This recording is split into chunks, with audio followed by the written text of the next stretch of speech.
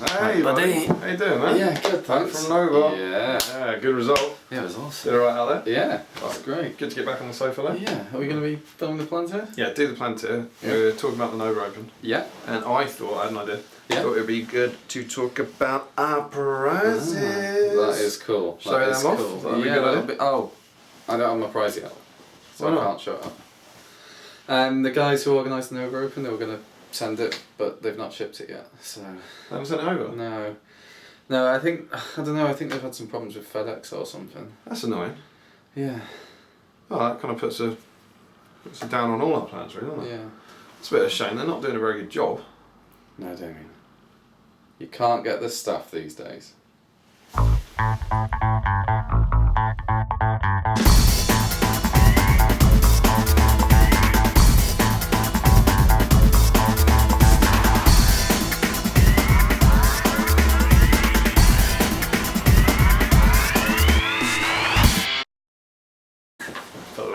Palantir. I'm so tired, I'm crying. The good news is you've only got 3 hours of recording. Oh, yeah. Alright. Welcome, Strategy Battlegrounds, to the GBHL YouTube video. You're here with your host, GBHL Damian. GBHL Tom. And we are here with episode 40 of The Palantir. Palantir. Oh, yes. Oh, yes. Yeah, we're back. We're back. Back once again with the Renegade Master, also known as Tom Harrison. Yeah, I thought you were going to forget it was 40. I was Smashed ready to prompt you. Absolutely smashed it. Hashtag Bosch. Yeah, it's been a while. It has been a while. Is it? Have we missed 3 weeks? Is that right? We missed last week, the week we were in Nova. That was it, 2 weeks. I think it's been 3 weeks since the Yeah, last it show. will have been 3 weeks. Yeah. So we are indeed back. And back from America. Back from America, from the Nova Open, which we are going to discuss today. But we are hopefully now, after a few kind of 5 weeks essentially of disruption, should be back in our schedule and joining you every Friday once again for the Palantir. And I'm excited to do it. It's good to be back on the sofa It is Tifa, good. Yeah. and getting stuck into the meat. Yeah, thanks for all the nice 1 year anniversary messages that you gave us. Excuse me. Yeah, me and Tom have been happy together for a year now. It's very lovely. But yeah, so as ever, as we crack on with the Palantir, the views and opinions expressed here within are only our own and do not represent the GBHL podcast or the Great British Hobbit League or indeed the organisers of the Nova Open. Topical. Do you know what else is topical?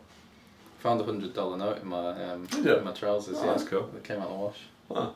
Well, cool. Oh, bit of good luck for you. Yeah. Well, good to see. So yeah, it's been a while. Tea, of course. I forgot how to do it. Tea, yeah. No. Tea in Alistair's Palantir cups. Yeah. Wait, why are we doing this? Because it's a tea toast. Tea toast? Yeah, we don't do these very often. No, well, not anymore. Last time it was for Jay Clare. Jay Clare, our good friend and viewer of the Palantir, always commenting, always getting involved. Yeah. Love that guy. Sort of always thought that if he ever had a YouTube show, I'd watch it every week and like comment and make sure that if he ever had like a weekly honour that was given to him, I'd be sure to like really appreciate it. So who did he pass on to? Nobody. What? He thinks now he's won a tournament, he's Mr. Big Shoes. Jay Clare? More like Jade Snub. Jeez. Got you. Nay Clare. Nay Clare. Yeah. Okay. So you didn't pass it on? The tea toaster's died? Well, it's not dead. No? No. What are we going to do? We've run out of hosts to pass it on to. But we have other hosts that we've now met. Other hosts? Other hosts. We couldn't.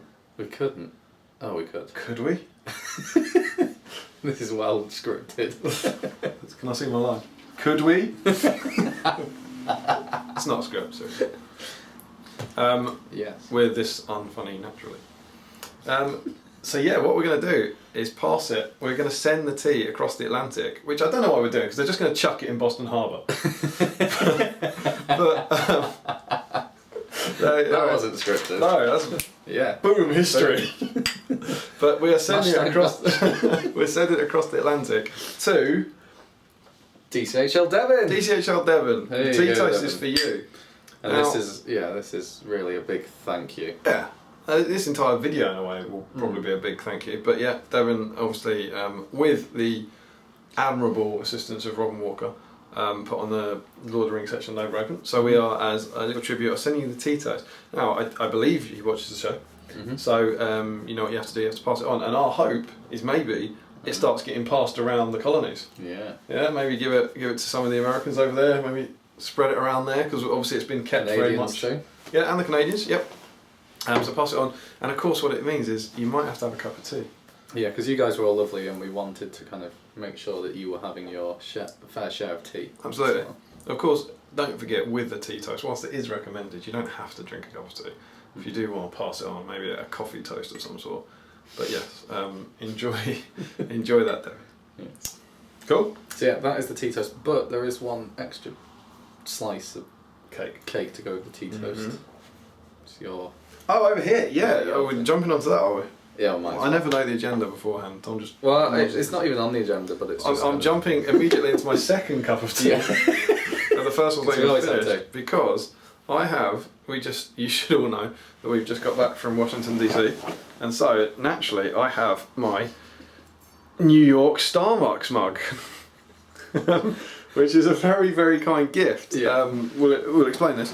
From Mr. Lance O'Donnell. Who is Warlord. Who is Warlord on the forums. Yeah. And Lance said he was running a war. You've probably seen it in James's Journey vlog, I believe. But he was running a War of the Ring game on the Saturday night, which looked awesome at Helm's Deep.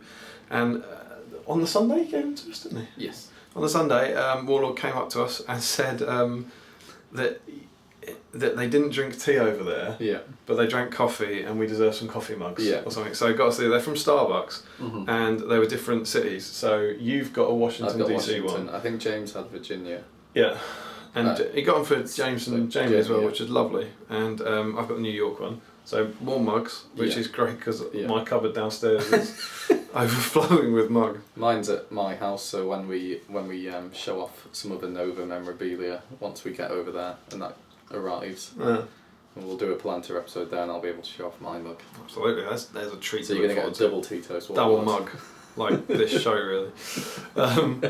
But yeah, so thank you very much. That was completely unnecessary. It was a lovely surprise, and we really appreciate it. It's very nice. Everyone was so nice. So nice over there. But yeah, so here's to you, Lance. You can have a little chinky as well. We really appreciate it. And it's a good sized mug as well. Yeah. And we've still failed to do a War of the Ring. Yeah, one day. Battle report on the channel. Maybe we'll have to get Lance involved. Yeah, next time we're in America, we'll do Invite us again.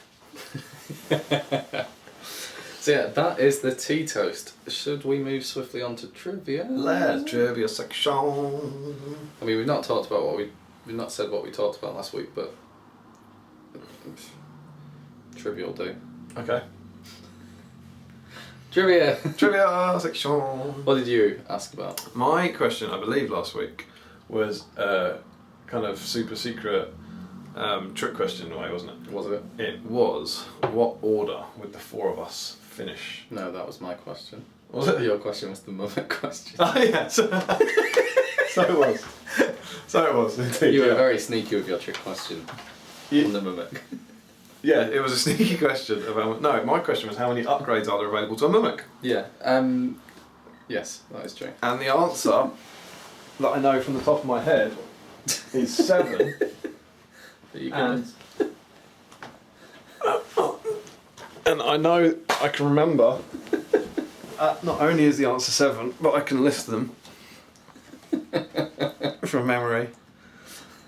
And they are, off the top of my head, Gnarled Hide, Mahud Beastmaster Chieftain, Repelling Lines, Foul Temperament, what was the other one?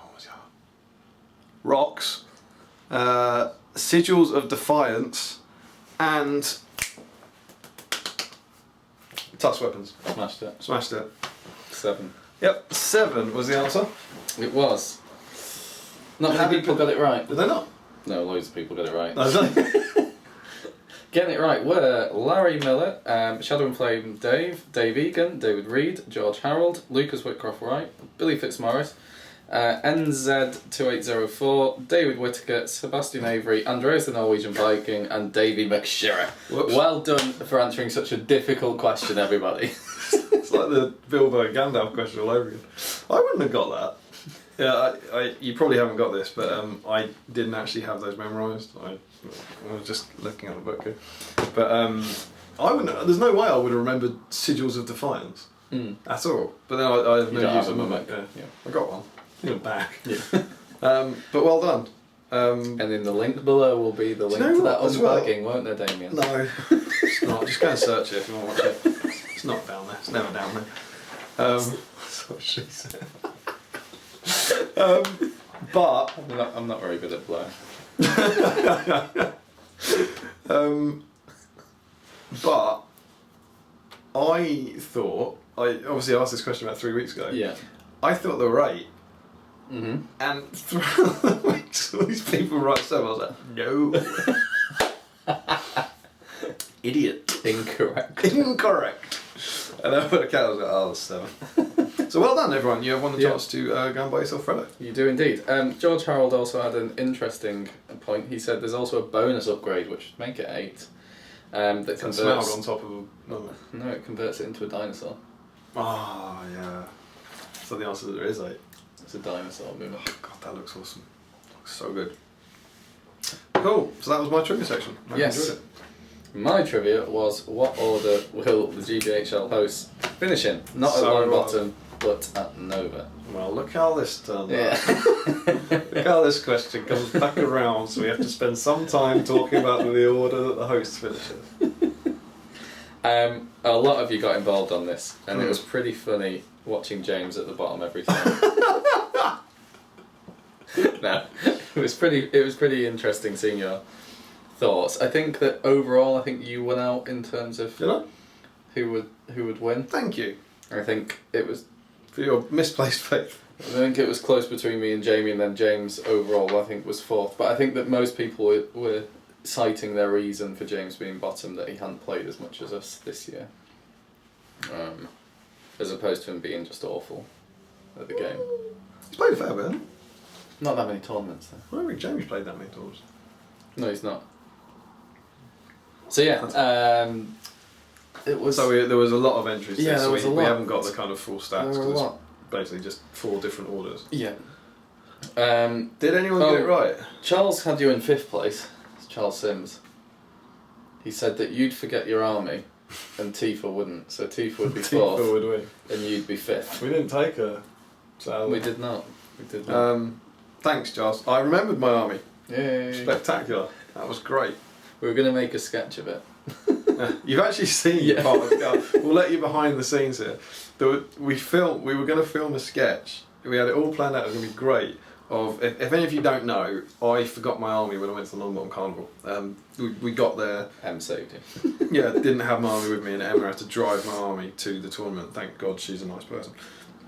And so there was a whole lot of jokes about don't forget it for America, and we started filming it, and we filmed when we left us loading the car up with all the bags, doing like, have you got your army, have you got your bag? Mm-hmm. And you've seen that in my journey vlog. The bit where we are loading the car James isn't just not helping and filming us. That's part of the sketch. Mm-hmm. But we never finished the sketch. We just forgot. Yeah, the idea was we'd get to an airport, and so it was clearly an airport, and then open the bags and I wouldn't have it, and it would have been hilarious. But we just forgot to finish it. So then when I was going through the camera, I realised that actually looked like a bit of normal footage. Yeah. So just put that bit in of us loading the car. So there's trivia for you. Yeah. So yeah, loads of you got involved, and there were loads of different orders. Probably went loads of different orders. There's only so many. Yeah, well, alright. What is it? I don't care. I don't care. I don't know. I don't care how many it is. 24? As always, I 24. don't care. Right, 24. Is it? No, 4 times. I don't care. No one cares, Tom. Yeah, it's 24. No. Don't care. Okay. I never ever care about your stats. So yeah, Davey McShura said that I'd come I don't know where he said it. He said that I wouldn't win unless I took the road to Rivendell. Good on me. In which case I'd also get Time Magazine Man of the Year award after winning the tournament with my Road to Rivendell force. Road to Rivendell, for anyone who hasn't followed the Palantir, is Glorfindel Is it Gildor? Yeah. Is he in there? The 4 hobbits. Yeah. Aragorn must be in there, but he's not. Yeah, but he's not. He's not in the armour. It's an awful. It's armour. enough. Awful, It would have been better than the old armour. wargs. Yeah. That's the joke. So yeah. In actuality, only one person got the right answer. Really? We did have a cut-off point for when we were counting people's answers. So if you gave in the answer after the event had happened, even if you hadn't looked, we just the day of. Yeah, the day of, we kind of cut off. So sorry if you got it right afterwards, but we were just trying to be fair easy with to get it right after. Yeah. But there's a chance for one more. Oh, of course, we have a live unboxing. Yeah. So for those who don't know, the order was very narrowly between Jamie and James. Jamie was 4th out of the hosts, but only 2 victory points behind James, which he almost got by about 0.5 millimetre in one of his games. James was next. Then. Be careful, because we know what's coming. Then you. Yeah. And then me. Indeed, Tom. We know Tom won it right now, but he won it. We do. But what was I going to say? Yes. Who got it right? There's only one person who got it right, and I'll come to that in a sec after we've done this thing. Okay.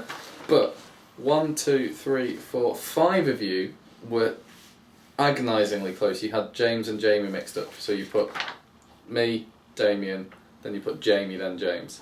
Joe White, Jonathan Mack, NZ2804, Sebastian Avery, and Acton39 all had that line up. Well done, but no Freddo for you. But no Freddo for you. Okay, before we go on to the winner though, we're going to do a live unboxing. No, I haven't. Can do. It says Nova results. It's crumpled because this came to America. I don't know why you brought It's because it was at Longbottom and then we came back here and then... This has been to America, this has been to DC and back, unopened.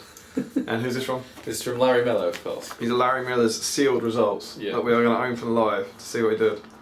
And there's a tiny little card inside. Yeah, this was to prove that you hadn't seen the result. Unopened. That's it, you can hear it. Yeah. Happening live. It's a little slip of paper. It's a note. Can you read this handwriting? In 4th, Jamie Giblin. Oh. He'll do well, then spectacularly throw his last 2 games. It's not quite what happened. Other way around. But it's the right order. In 3rd, James Clark. Oh. This is good. He'll win games, but feel sad he can't say Rohan. In 2nd place, does Larry get a Freddo? Thomas, son of Harry. Oh no. Why you're son of Harry? Harrison. Oh, God. Yeah, God. Harry's son. Oh, Yeah. very good, Larry.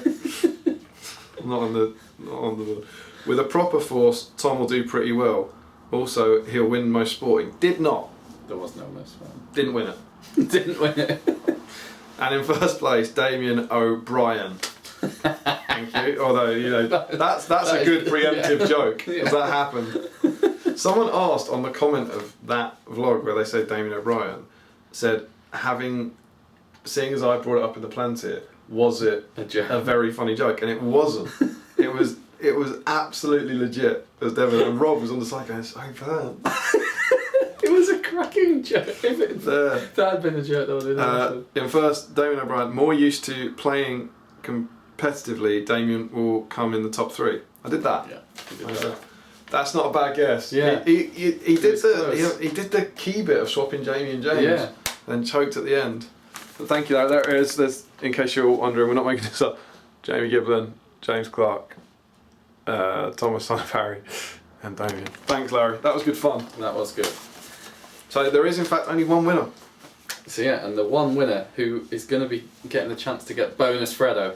You got the first question right. Oh my goodness. As a clue to who it is, we met him in America unexpectedly. It's George Harold. George Harold, well done, sir. And he got the first question right. Yes. Oh, excuse me. So he gets He's a so chance. excited. Right, he gets a chance to buy himself 3 Freddos. Wow. Indeed. Well done, sir. Yes. Yeah, got it right. And we did indeed. We met him in the US Capitol cafeteria, which was insane. We should have put odds on A, meeting somebody in the cafeteria, and B, odds on them getting being the only person to get the right order for us. The odds would be low. Yeah. Just wander around the US Capitol. Do you watch the YouTube channel? Do you watch the YouTube channel? Someone, please. Yeah. So there we go. There is the end of the trivia section. It is indeed. And of course, we have a new trivia section. Yeah. To go on for next week. And my trivia question this week is, it's a bit of a tricky one, but if you've been watching videos of late, you should be able to answer this. And as ever with trivia, remember, you can't go look it up, it's not a research exercise. No. Just go answer from your gut. My trivia question is, if you added up the victory points that Tom, me, James and Jamie got at the Nova Open, what is the total victory points? So what is the total number of victory points that the 4 of us scored if you put them all together? We'll give you a clue if you're absolutely shooting in the dark that it was out of 50.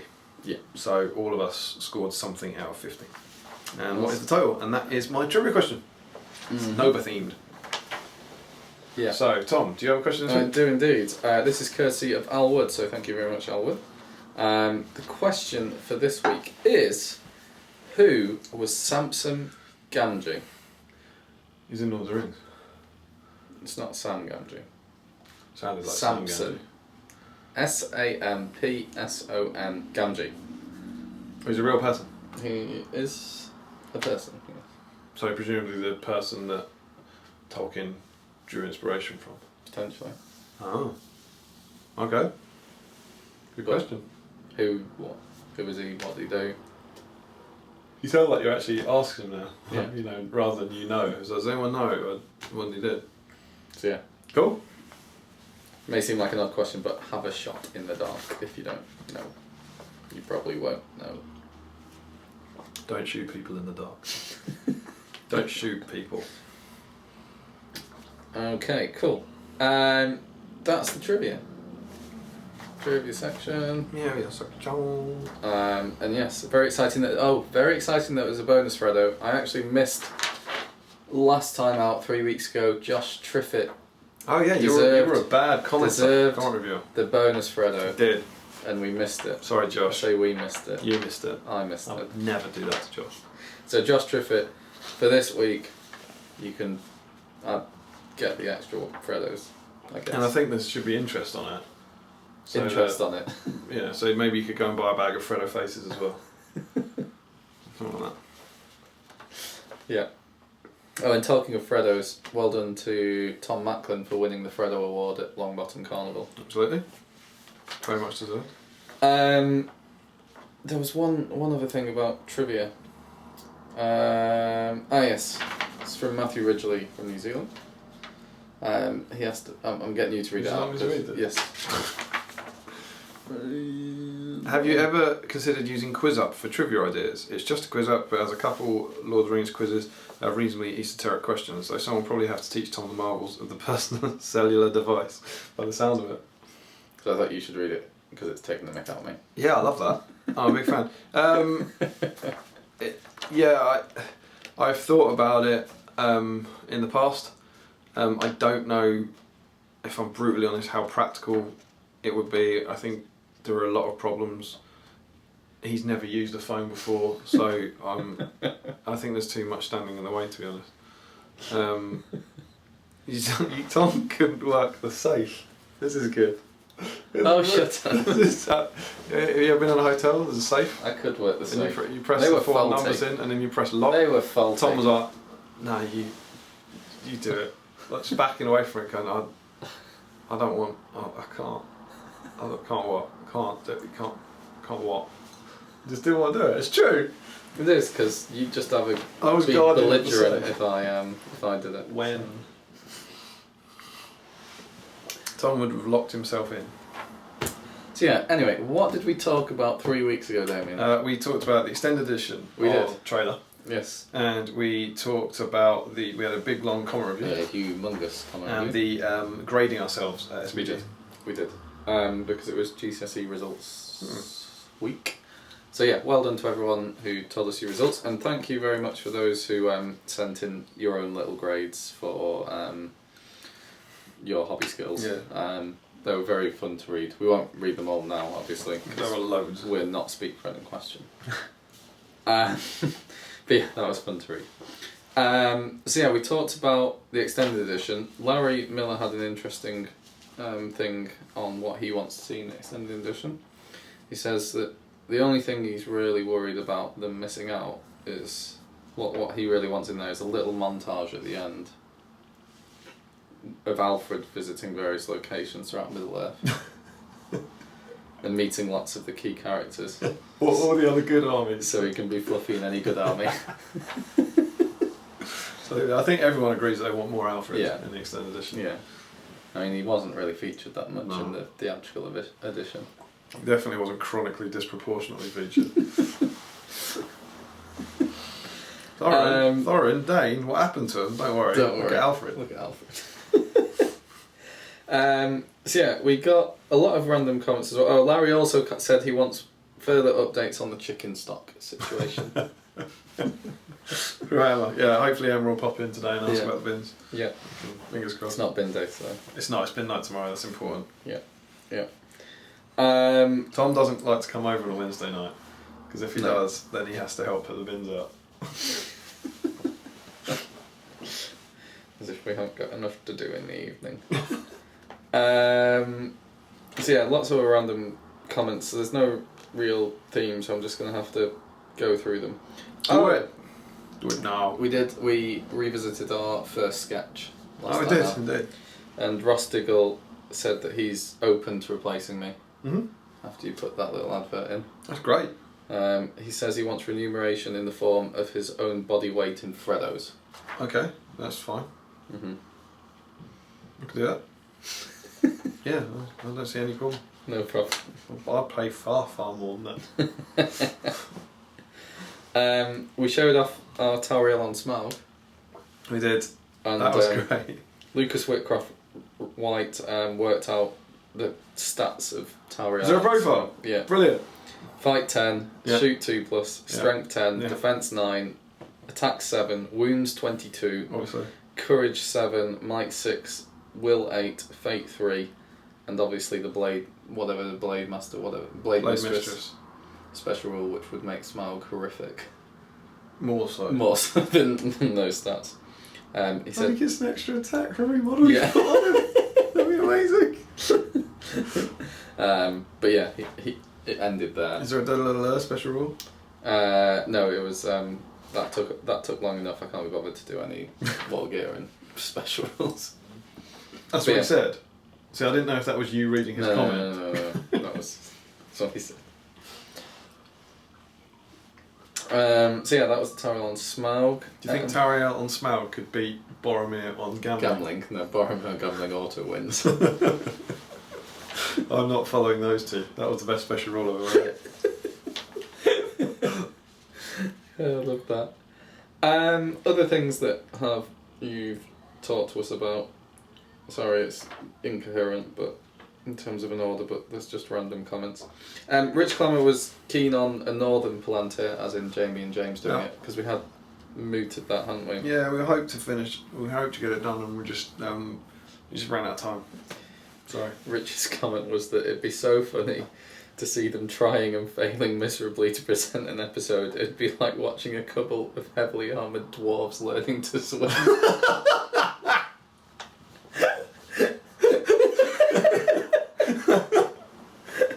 I think that's absolutely right.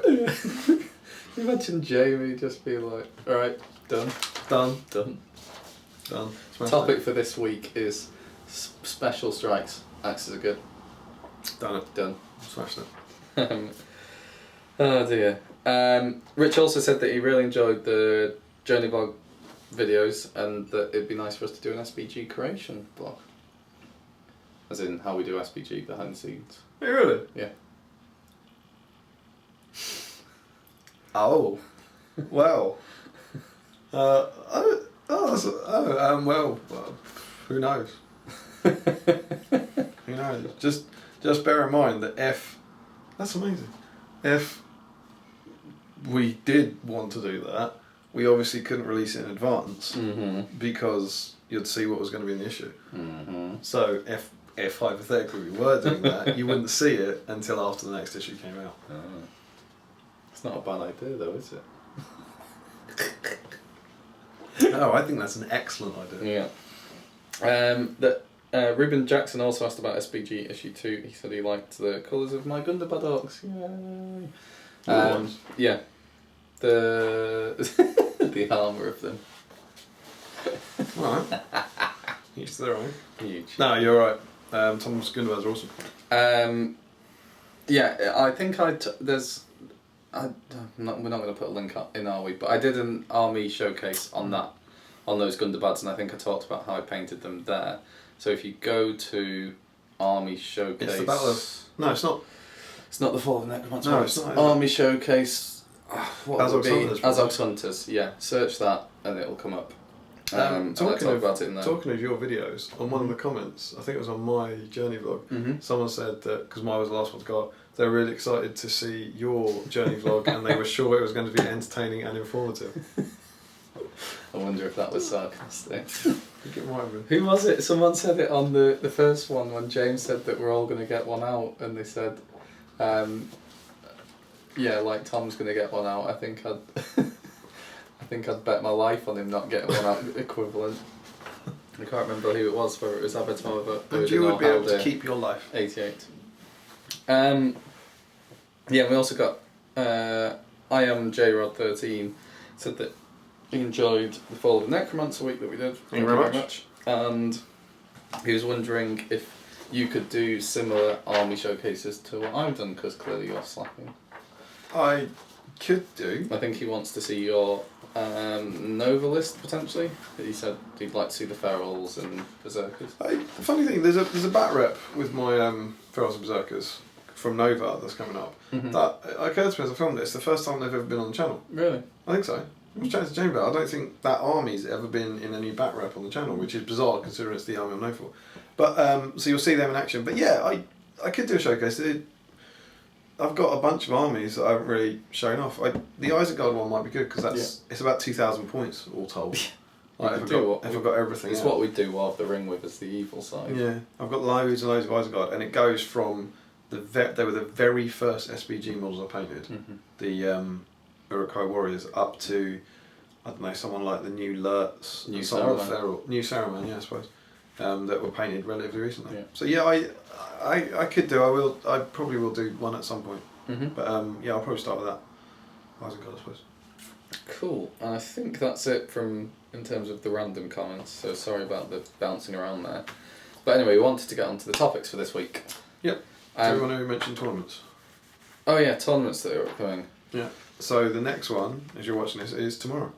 And at the time of recording, there are spaces. So if you're at a loose end, it's at Slayer Gaming in Mansfield. 400 points on Saturday, 600 points on Sunday, which is quite cool.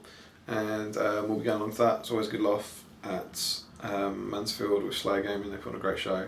Staying at the 281. You're not coming to this one? I'm not. Lily's allows me so many weekends a year, but after Nova, I thought it would be unwise to try and play the Mansfield pass.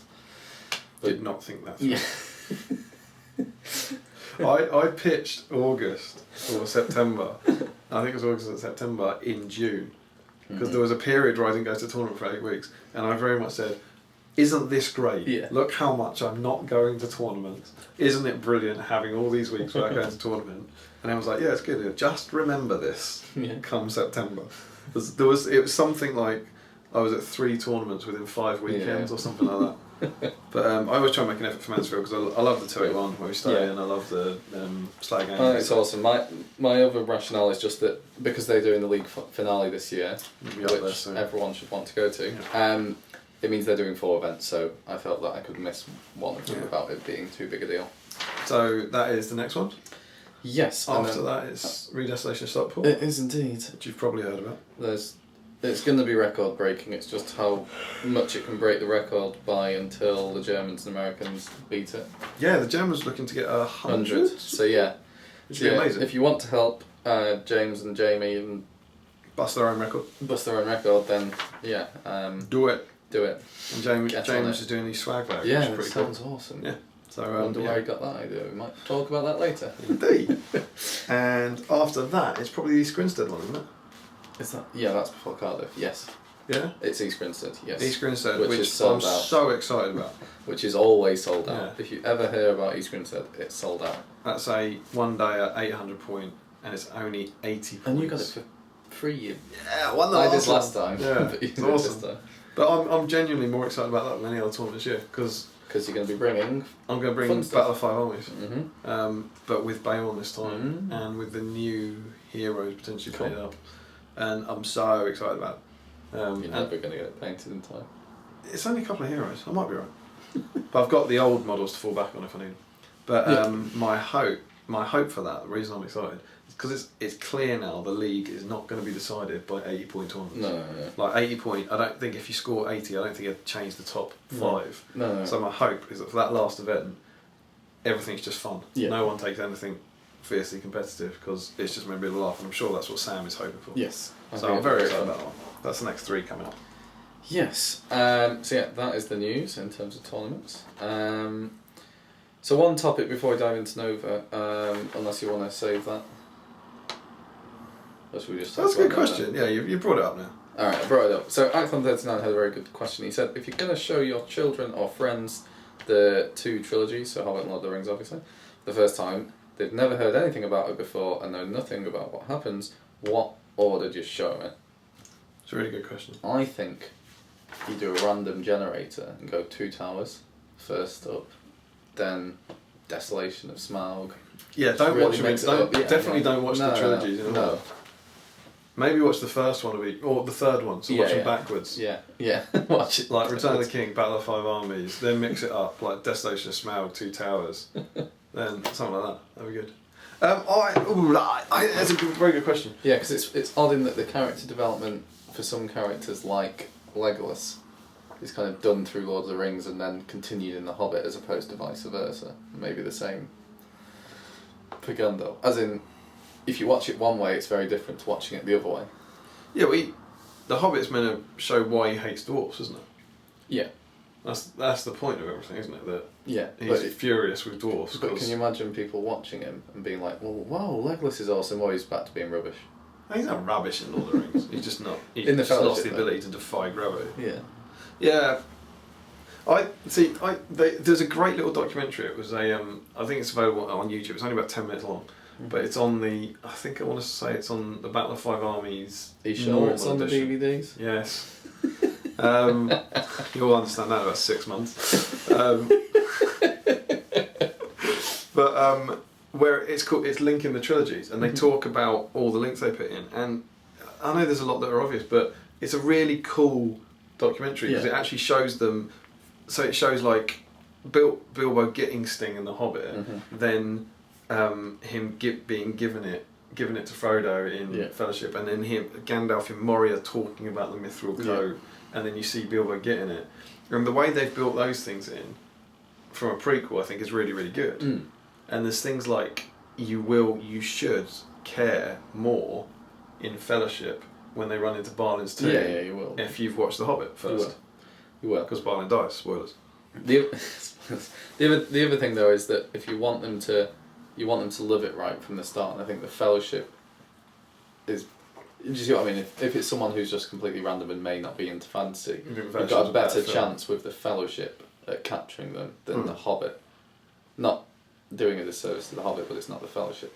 But I also think Saruman's betrayal will be a lot worse. Yeah, it will be a shock. Yeah, it'll be a much bigger twist if you've seen The Hobbit. Which is that's also why clearly a lot of people are going, they want to see a scene in the extended where he gets corrupted. Like, you don't want that. No. You absolutely don't want that, because then it ruins all the suspense if you're watching them in order. But that's what Peter Jackson said, that in 10 years, 20 years, there will just be all these Middle Earth films that people won't have seen The Lord of the Rings before they see The Hobbit. Yeah. So that's the order it's intended. And I think that you would go Hobbit first, if you're gonna watch. The only thing where I think the whole thing falls down is the framing device.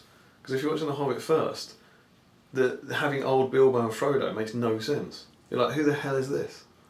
Oh yeah, I see what you Well, mean. that's absolutely building on the sentimentality of Lord of the Rings. If you go, oh, that's Bilbo, and framing it. Whereas if you haven't watched it, it'll be not better really without introduced, that. Yeah, it doesn't make any sense of who's that? Why is Elijah Wood in it? And why does he run off? But I don't know. It's a good question. I don't think it'd be out of place though. There's lots of films where you watch the start and you don't really know what's going on. Yeah. And it doesn't detract from the film. You only realise And once you've watched the film. It again. does really flow into it.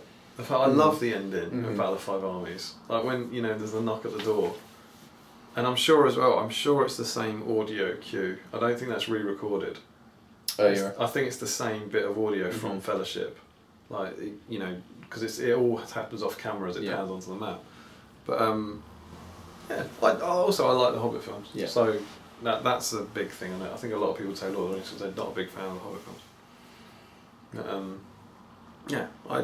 It'll be cool to sit down once all the extended are out, and not in one day, but I think it's a 2-day thing. It's a weekend. Yeah. You watch The Hobbit on Saturday and then all the Lord of the Rings. Well, maybe over a week. What, one a night? Yeah, one a night. And that is a good question. What do you guys think? Would anyone watch The Hobbit first, or is it always going to be Lord of the Rings? Mm-hmm. Cool. So we've nattered on, but we wanted to talk about the Nova Open. So, what do we want to talk about?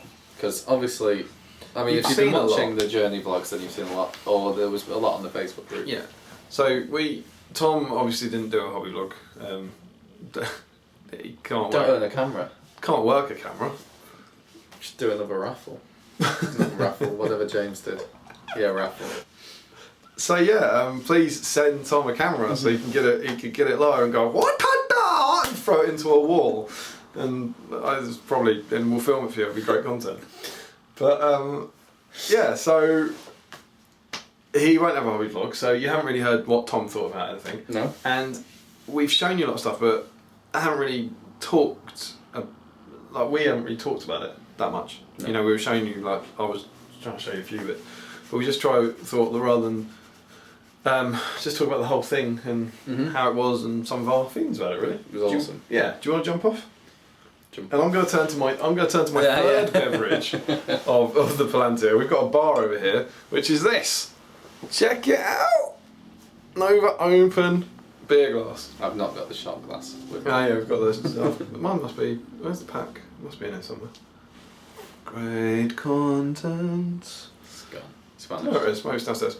But these were commemorative glasses that were available. These weren't free, and I got the last one. I was very chuffed. So, good. Tastes good.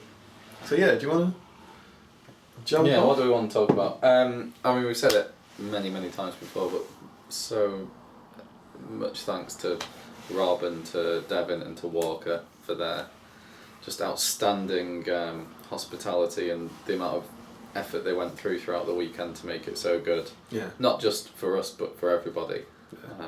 I mean, we're obviously going to be biased because it was our experience, but it was great. I imagine for every American who went, not just us. Yeah, and also thanks so much to all the American guys and Canadian guys for being so nice to us as well. It was just great meeting you all. Yeah, it was cool getting to when we started this show or started on the channel.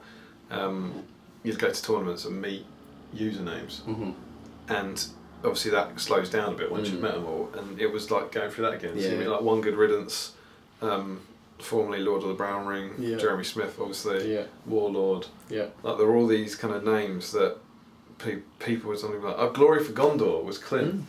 Clint Whitney was Glory for Gondor from the One Ring, and I've PM'd him about Isengard tactics and stuff, and then you meet him and it's like, oh, that's crazy. But that was great. How did you feel going out? How were you? Worried, nervous, excited, like going out? I was excited. I don't think I was particularly nervous about meeting anyone. I just didn't really know what to expect though, that's the thing. You don't really know what the atmosphere is going to be like, or what we didn't really have any ideas about what the convention would feel like, and the Lord of the Rings part of it anyway. I was definitely, I don't mind admitting this now, but I was apprehensive about travelling with James and Jamie. Thank God for Battleship. What a game that is. But going out to America and just being picked up by some guys that you might have seen on YouTube, but that was it.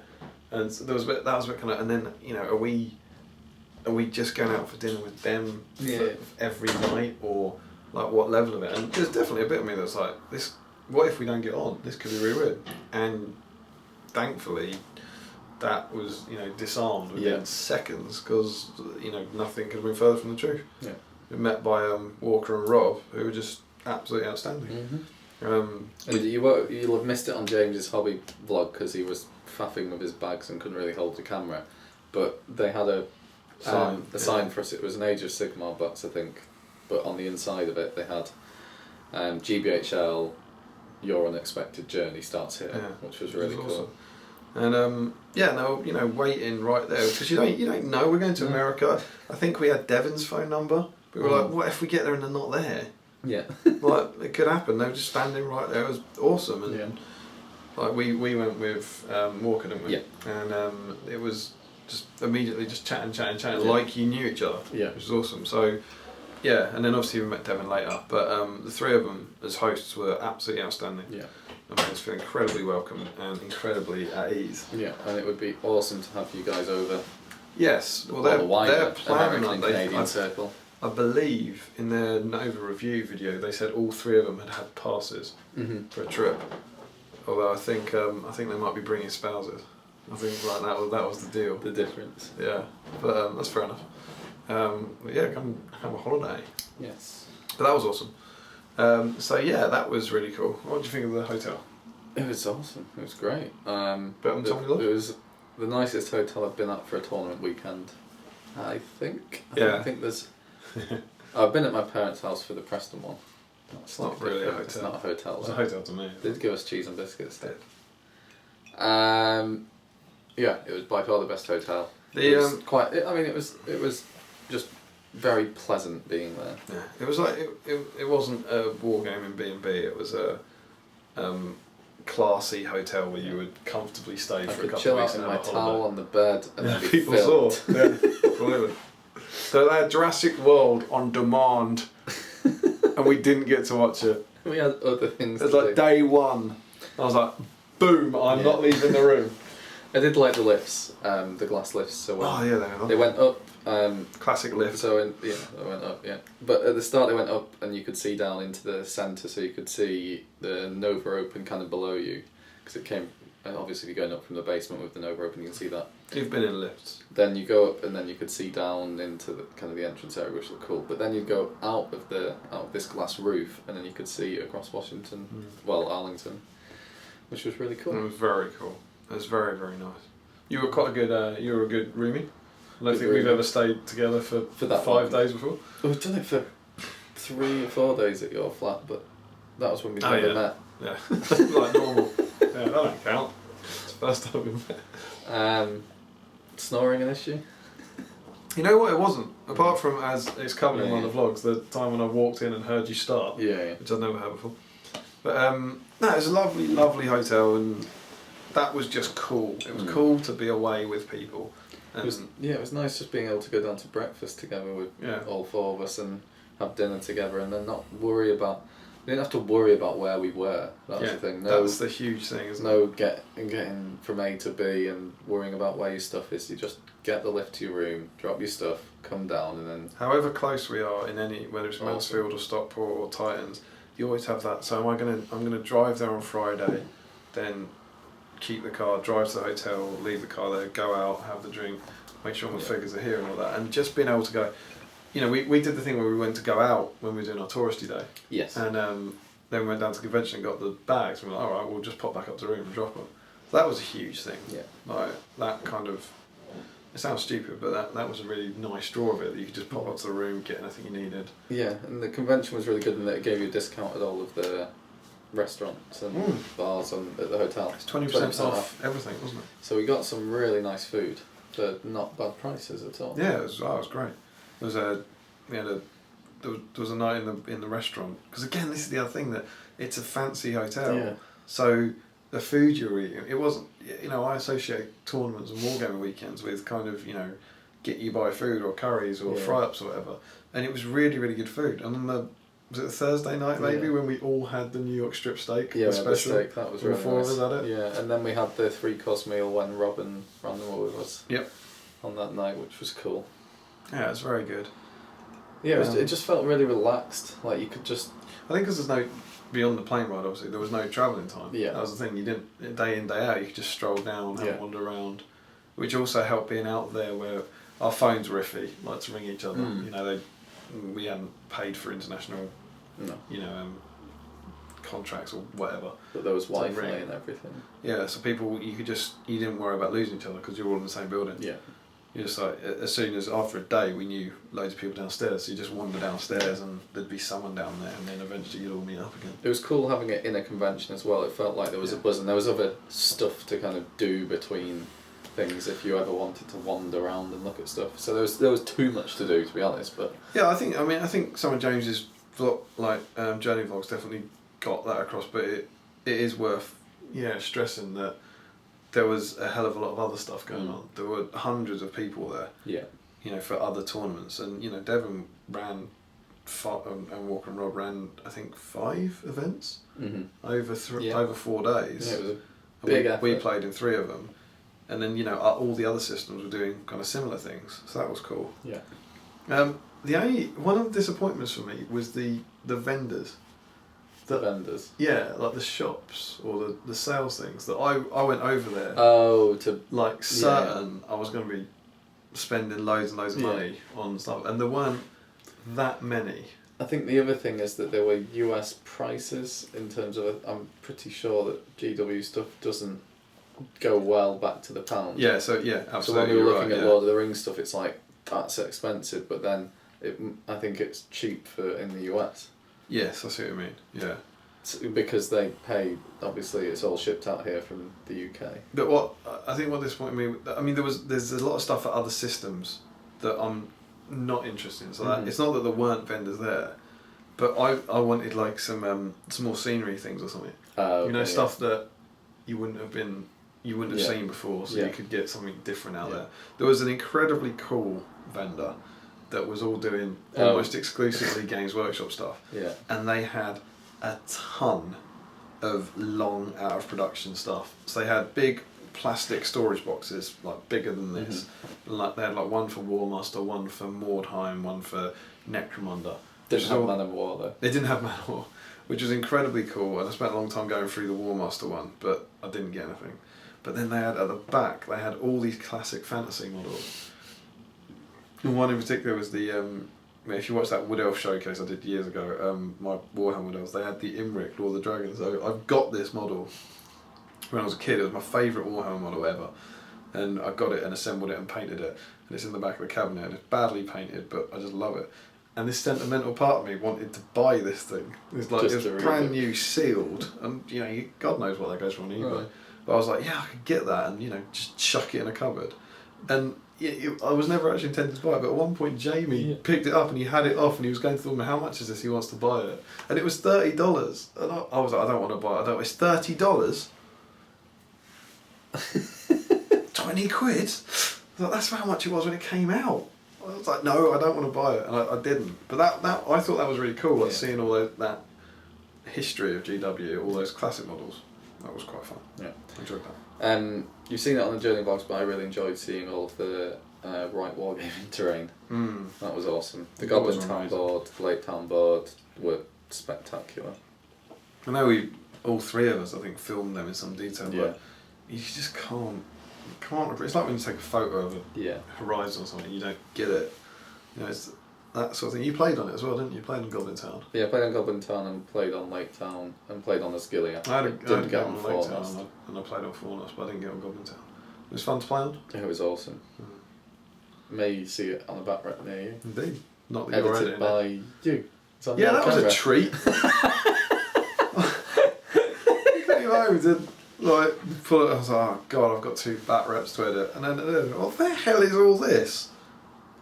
It's Tom doing some bat rep and then ditching it on my camera. I've got that to edit. I think so, or is it on Jamie's that one? No, it's on mine. Which one's on yours? The Goblin Town. The Goblin Town. Yeah. Nightmare. Get a camera. Get some editing software. Do your bit. The subscribers can help with the camera. I'll get James to do a campaign for me. You don't want a camera, do you? That's the thing. Then you'd have some responsibility. But yeah, that it was really cool. Like just wandering around the other things, even if I wasn't buying anything, wandering around just looking at cool other stuff. Yeah. There was like auctions, weren't there? There was silent auctions. You could you just bid on stuff.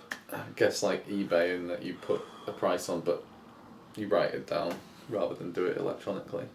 But that was cool that you had like 2 floors of stuff to just walk around and see. Yeah.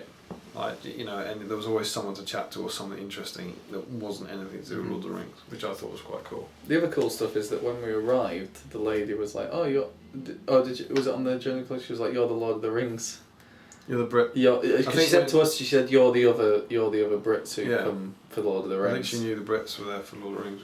Which was cool. The swag bags are incredibly cool. Yeah. That is, you know, the difference in that. A lot of people, I saw a lot of comments on the 3 of our journey vlogs when they saw the swag bags that was like saying, you know, Britain, you need to up your game. And I know that James is trying to do that for this, but the thing you've got to understand again is that wasn't for the tournament, that was for the convention. Yeah. So you paid to enter the convention, and then you paid separately for the tournament. Yeah. So, you know, those swag bags were covered by a convention cost, and of course over here you just pay for the tournament. Yeah. So that's how they were able to afford that. Yeah. But they were incredibly cool, and there was a lot in even just the food in there was great. Yeah. Well, that was good. Chaos Nada was great fun. Yeah, it really was. I have a set of the objective cards. I've got a set from Walker. It would be great to. It's the sort of thing I could see us doing at Seven Stones next year. Yeah. But it takes a long time. That was downside. It was 600 points aside, and I'm sure you've heard this, but 4 of you playing at the same time, and it doesn't sound like it'd be that much, but it took 3 hours. Yeah, I think also because the nature of a 4-way game is that if 2 people engage, they're both hampering their chances in that you're killing each other.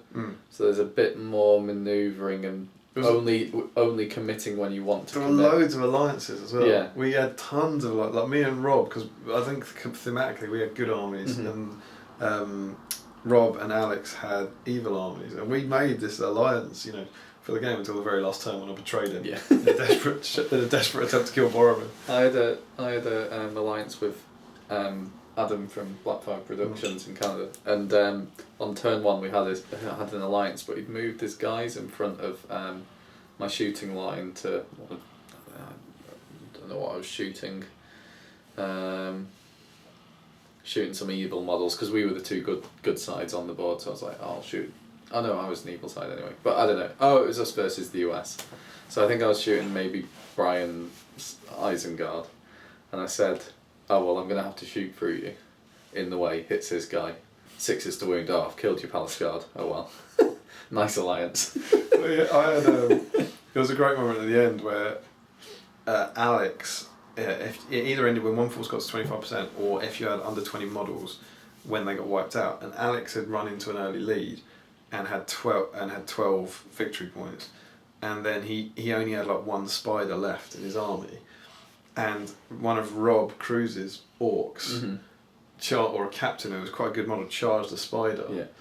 And I didn't want the spider to die. You didn't want the game to end. Because I didn't want the game to end, so I could catch up. And Rob was like in 3rd, so it didn't matter to Rob whether the game ended, but I think he was trying to still get some VPs. And I had this big line of Mirkwood Rangers, and in the move phase I tapped him, I went, I won't shoot your guys if you shield against that spider. And he looked at me and went, and then so the shoot phase went, and I was literally stared him in the eye and went, I'm not shooting. And then the combat came round and he went, shielding. And I was like, good. And there's all these very kind of, trusting things. Yeah. It's like you can very easily just ditch someone. I think I've said it on the vlog or somewhere, but my favourite one was Mike in my game. He had the Shadow Lord, and he compelled Adam's Thranduil to within an inch of my Bolg on foot. So you would kill Thranduil? Yeah, he compelled him and then ran away from him. I compelled him. You have him. Yeah. You have him. You kill him. I've compelled him. Now you smash him.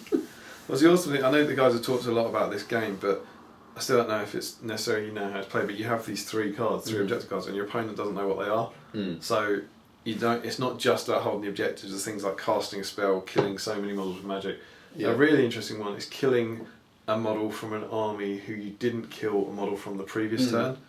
And so you're not only trying to do your things, but you have to try and work out what your opponents are doing. The one that was doing me over the entire time was I had Hunter Orcs and Thranduil had his Terror Bubble up, and one of the cards was your opponent fails one courage test in the go, and then if so many have failed, they get extra VPs, and it's like I was just failing them left, right, and centre trying to charge these damn elves. It was really, really cool, and then you're desperately hoping for the right cards to come up, and it was a lot of fun. It was a really, really well thought out game. Yeah, because it could be you have the most points on objective 6. It's like, objective 6 is on the other side of the board, but you had a chance to you can discard one at the end of the turn and pick up a new one. So, you weren't lumbered by it forever. And you also got you could say you got a point for holding objective 3 and a point for holding objective 2. That would mean you're obviously holding 2 objectives. And if you had more objectives, your third card could be if you're holding more objectives than your opponents. Yeah. Then you get more victory points. So you could score all 3 of them at the same time and get these huge VP swings.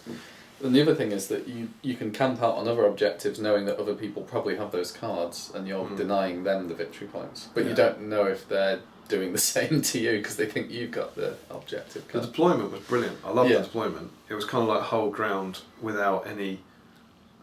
It was with the scatter dice. Even worse, wasn't it? You roll the scatter dice and wherever the arrow is, that warband deploys. No warband deploys from that point. Which was awesome. So everyone just got completely... You couldn't might anything to get your arms on. Everyone was just completely mixed where up. the arrow points. Unless you got the target and then you could choose anywhere. Which then, of course, you've got your cards. You go, oh, well, I'll try and get that one. Then, seconds later, all hell's broken loose. Yeah, it was a brilliant, fun game. I think it would be cool on the channel, but it takes some editing because you want to... Or I think you could probably just do it by showing the camera, but to show your objectives, that's the tricky bit. Yeah. Because you can't, your opponent can't know what your objectives are, so we can't really talk out loud about it. But it's very cool. So well done to the guys. Yes, well done. That was brilliant. The deadliest heroes. So this was you had 1,000 points of heroes and waves of model came, a bit like a computer game. Yeah. So first it'd be town goblins had come and everyone has to kill them, and then Mordor orcs, and then it progresses on to trolls and fell beasts coming out at you. Yeah, ended with Sauron, didn't it? Yeah. Sauron was the last thing that came up. And the winner was actually Easterlings. Was it? Easterling heroes. It was Ander mounted and Dragon Knights mounted and the War Priest mounted, giving them all fury. And the winner was who killed the most models, is that right? Yeah, overall. And that was Brian Killian. Yeah, Killian. He had Killian his name. Yeah, Killian his name. Brilliant. But yeah, we wouldn't have thought that. I think we guessed that what did we guess would win? We guessed that Sauron would win and that he wouldn't Sauron die. And the Fell Beast or something like that. Yeah, we thought something like Sauron and Fell Beast would win. But yeah, there you go. We didn't plan that. But Ander, I think, he is a beast. That was when we were doing our touristy day. Yes. What did you think of DC? It was awesome. Yeah, it's a great place. I mean, we only had the day there, but what we did was very nice. I've started listening to the Lost Symbol audiobook. Oh, have you now? I read the Dan Brown book. I read it when it first came out years ago. And is your review now as bad as it was? Oh, it's an awful book. It's like all of his stuff. It's a really good page turner. Yeah. But it's horrendously run. But the good thing about audiobooks is you don't read it. So the narrator's able to bring a bit of life to these horribly stilted sentences.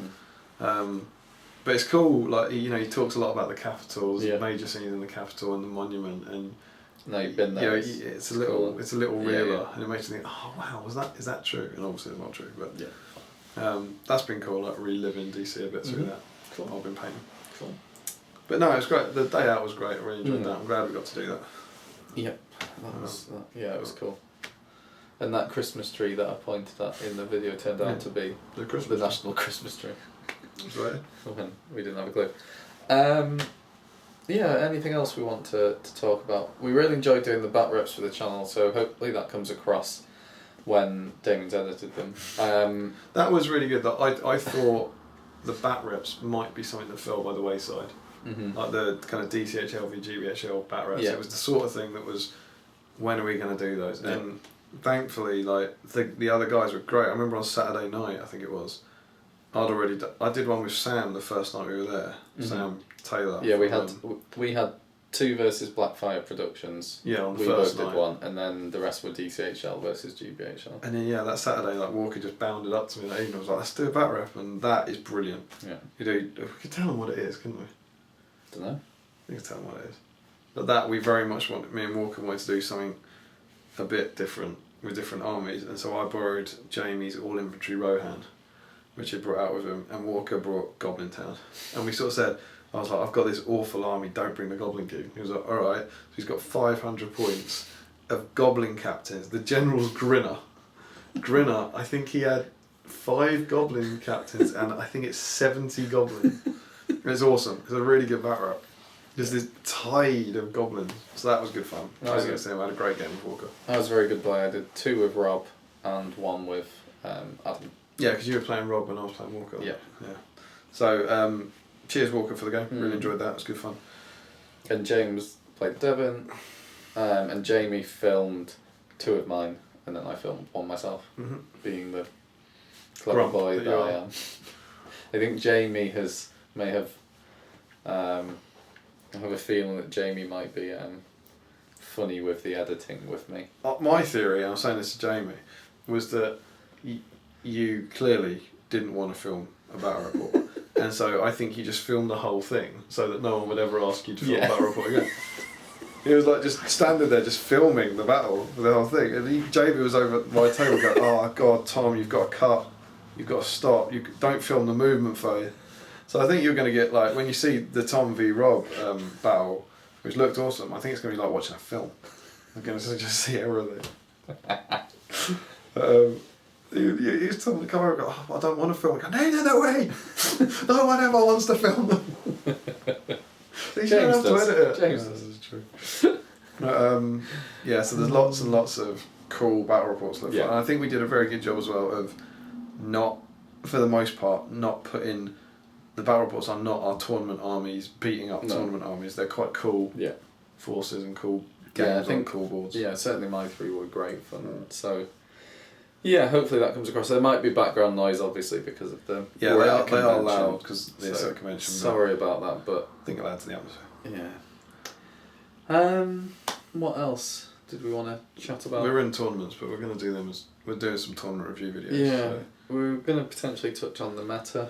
I mean, I know that James has talked about that a bit. It was interesting, like, it's kind of hypothetical when you're going out there going, is it going to be different or is it the same game?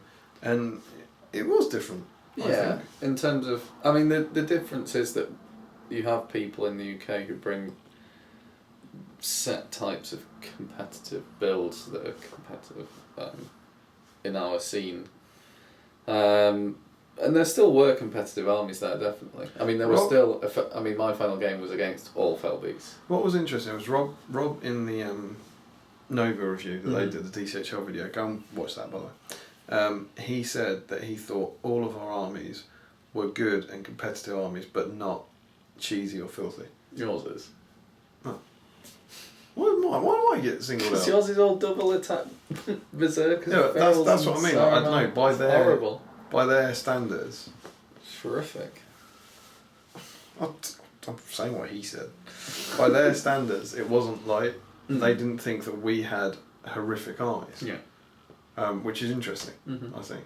But then, there was no, none of us had a shade. Like none of us had a wraith. None of us were tooling up on axes. There were, there were. You couldn't. Yeah, I suppose. There weren't. Like, I can get what he means. There weren't. They're not the kind of. None of them were. They're all good armies. Don't get me wrong, but none of them were the sort of army that when I come to the UK, I just look at and hate. My current least favourite thing to play is Goblin Town. Yeah, I hate filth Goblin Town. Yeah. That's become my new horror army. Yeah. Like Goblin Town with a Moria Shaman, King, with the Goblin King. Normally a ring wraith and sometimes a shade. Yeah, it's just that's awful. It's grim. But what you did see out there was a lot of armies that you wouldn't look at on the UK scene and say, God, I don't want to play that, but were very good. Yeah. Because they were played well by good players. Yeah, and also when you're playing a certain scenario, there are certain things you don't want to play. Yeah. And big armies are not what you want to play, Yeah, especially absolutely. when they've got good troops. Yeah, like there were two. I mean, I don't know how it ended up, but certainly the two That we all American played. / Canadian armies that were doing well throughout the tournament were kind of chaff hordes, but without the absolute filth. Like Rob's army was Rob Cruises from LOTR SPG Battles. Mm-hmm. He had the Witch King on Felbeast. Yeah, with the crown and marble. With the crown, a shaman. Yeah. 2 orc captains, and then about 50 orcs. Yeah, it was a ton of orcs. It was and some black Numenorians. Yeah. But not not. And that Standard. doesn't sound horrific, but it's an awful lot of models. It's a lot to get through on the objective-based games, because if you bear in mind for the high ground and the domination scenarios, they're going to be very difficult to outmaneuver. Yeah. Bear in mind, we've talked about this more. I'm sure we'll dwell on it more in the tournament reviews, but you had to score max VPs in every scenario. In domination there was 10 VPs available, 2 for each objective, and if you wanted to stand a chance in the tournament, you really had to get all 10, because otherwise someone else would get 10 and you'd drop behind. And so, how do you get that? That's what happened to Jamie. He was playing the Gondor Horde. How the hell do you win 5 objectives off an army that outnumbers you 2 to 1? With good high defence troops. So that was the other. Yeah, that was the other. Brandon's was the other. Brandon's. Yeah, he had. So his leader was the only expensive bit, and that was Faramir with heavy armour and shield, and then he had Damrod, Beregond, Madril, and Kyrian. Yeah. And just kind of I don't know a third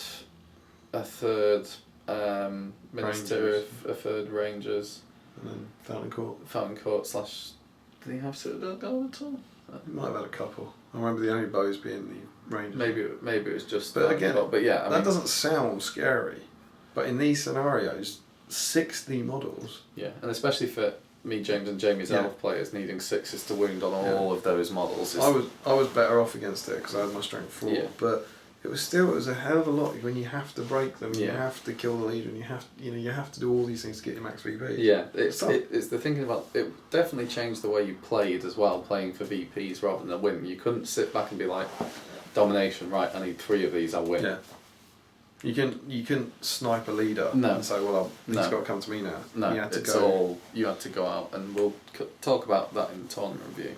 But as much as that system was flawed in some ways, it was also really interesting. Yeah, I really enjoyed it. Yeah. It was a challenge in a different way. Yeah, They were very different games. It fell down on the Reconnoiter, but that's only one of the scenarios. I thought the domination was more fun playing it like that than it is I the agree. other way. Yeah. I think it's far more fun having the pressure of having to go and get all 5. Yeah. Because then you're really worried. And you're also like, if I go and get that one, I might lose this one. Yeah. There was a very, very different kind of tactic. I thought the domination was very good. Yeah. What other armies? The other armies that came high up, there was one from Jacob with his old Felbeast, which he slipped through down the rankings a bit after the last game. And you smashed it. But yeah, he would have. He looked going into the last game like he was guaranteed a top 3. It's my only loss. My only loss. Yeah, your only loss. He had Undying on Felbeast, Shadow Lord Felbeast, Knight of Umbar Felbeast, Camille on the Felbeast, and a spider to make up the points. A giant spider. Which just increased his break point. As in, you needed to. It didn't increase his break point. No, you could kill the spider and it would break. No, it did increase his break point. Yeah, it did increase. That was the point. Yeah. So it didn't matter.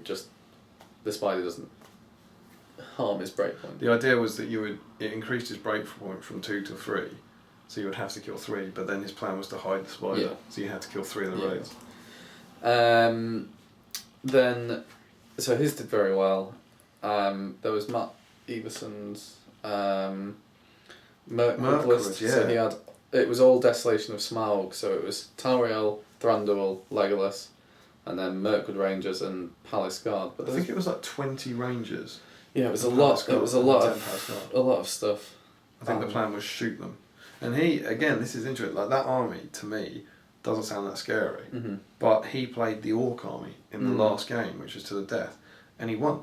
So this tiny elf army, because he just shot and shot and shot, and just scythed through them. Yeah, I mean, I played it and kind of spoilers for the tournament review, but because I had blinding light, that helped me. Yeah, of course.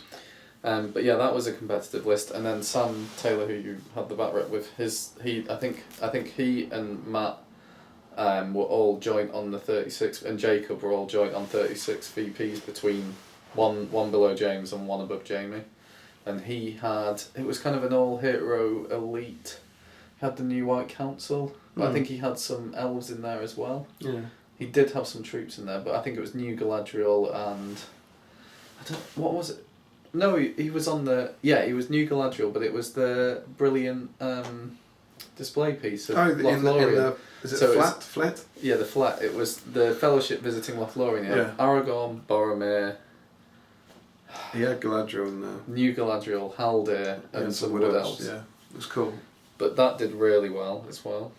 I think what was interesting for me is there was a lot of armies, and that's not necessarily a good example of this, but there were armies that didn't have wizards. They weren't depending on tricks. They were just depending on your basic foot troop, and it was working. Yeah. Like Brandon's army didn't have any wizards. I remember saying to him, I was like, I always asked that. They're always the things that worry me. I was like, you haven't got any tricks. Mm-hmm. And he was like, what do you mean? I was like, well, there's nothing that can trip me up. I know you've got Banner and you've got Faramir, but you've not got any control models. Yeah.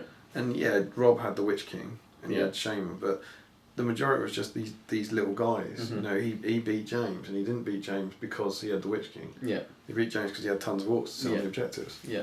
And that was interesting. Mm-hmm. Yeah. To see those armies doing really well. Definitely. So the meta was different, definitely, which is cool, I think. And I think our abundance of wizards surprised a lot of people. Yeah. Because all of us had a caster. Yeah, and there weren't that many Lothlorien Mirkwood armies. No, but then someone was saying that elves aren't popular over there or something. Mm-hmm. Which is interesting. So yeah, that was cool. Yeah. That was all very good. Yeah, and I mean, I don't know, I didn't notice anything particularly different in play styles. I mean, the lack of having a wizard against you but you get that in the UK when you're playing. Everyone. It's the same game with the same rules, isn't it? They call it Heroic Fight. Yeah. That was interesting. I wanted to check the rule book. I didn't know if that was an American translation. Tell us. So this is easy. Any American viewer, everyone calls it a heroic fight out there instead of combat. And it's a heroic combat. Is that a colloquialism, or is that in the book? Has it changed to heroic fight? But I'd be curious about that. Yeah. They always do it. But yeah, so it was good. It was fun playing new people. Yeah. Yeah, the doubles was great fun. Yeah. First time we've ever played doubles. Yeah. But the doubles was also, we'll do this in reviews, but it was very good practice for the singles because it was the same scoring system. And I think on that Friday night we spent a lot of time working things out. Yeah. To think okay, how do you play the scenario, not necessarily just the opponent. You had to unlearn everything you'd learned about the scenario. Yeah. It was the domination one that was the most. But it's the thinking how. Yeah, I mean, we'll say when we do the tournament review, but thinking how to win the game. Yeah, exactly. It's that we've always said in our other tournament reviews that you don't have to think how do I beat up my opponent. You think how do I win this scenario, and that was very much a how do I get the most VPs in an hour and a half. Yeah. Which is a very different. Yeah, it was pressurised. Very very different question to how do I win this game. Yeah. But so we'll come on to those in the other videos. Yeah. So yeah, I loved it. I loved the whole atmosphere there. It was great. There was lots of people to chat to. It was really nice. Thanks to everyone out there who bought SBG. Yes. Who donated towards SVG. That was a real success for us and made it worth our while. Yes. Carrying them across the ocean. And quite a lot of you now are the proud owners of Patron only or Nova only. Yep. Red GBHL dice. Absolutely. So huge thanks to you guys.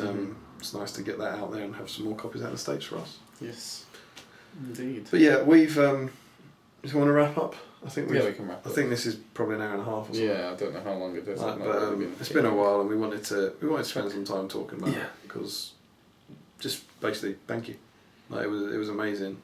Like they were saying thank you to us for like going over, and it was all the bonus was all for us. Yeah. We were incredibly grateful to how welcoming everyone was, and for anyone who helped make it happen. So well done to Devon, Walker, and Rob particularly, but all the guys who we met up there. It was an absolute pleasure. Yeah, pleasure to meet you all. Yeah, and it's hopefully we'll see you again soon. Yeah. Yeah. Those are a few of our experiences at Nova Open, and we will do some proper tournament review videos at some point. But that's it for the Palantir, I think. As We'll ever. be back next week. Until then, as ever, don't forget to comment, like, share, and subscribe. Yep. Support Jamie on Patreon, like us on Facebook, and follow us on Twitter. Support your hobby. And happy strategy battle gaming.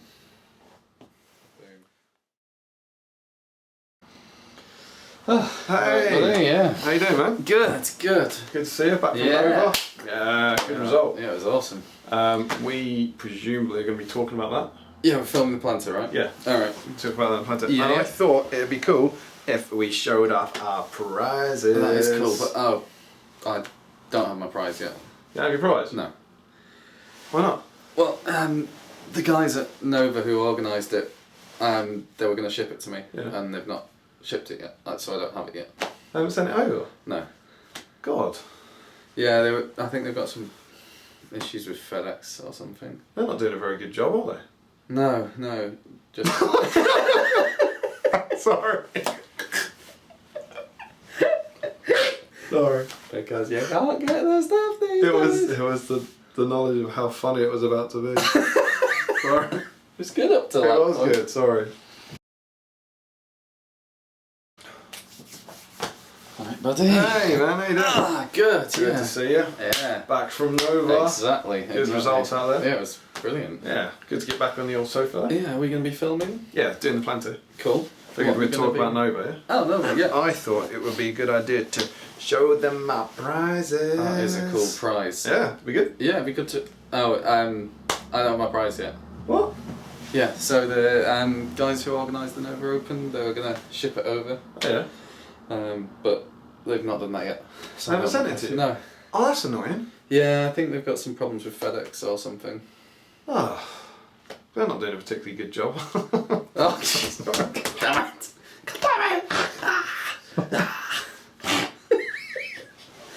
It's one pun. One pun. It's a funny pun. You haven't even delivered the line. Can we just show them the whole reel? Yeah, this is a good sketch as well. I could put these at the end. I'm gonna have to go to the loo. It's taking so long.